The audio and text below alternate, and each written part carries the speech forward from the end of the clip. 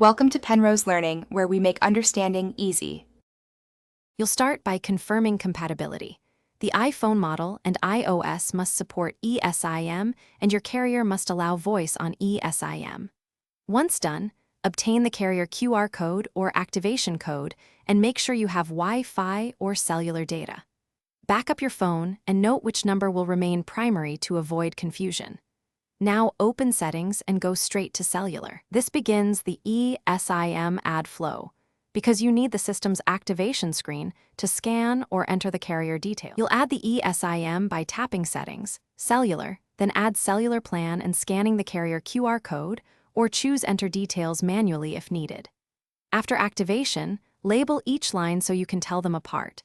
Then set which line uses cellular data and which is the default for voice or iMessage. Make sure caller ID is set to the correct line and enable Wi-Fi calling if supported.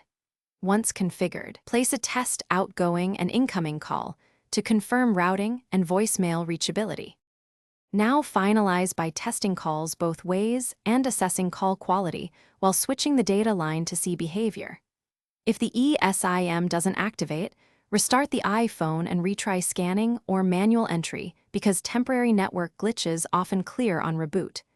If problems persist, contact your carrier with the activation code and they can push provisioning.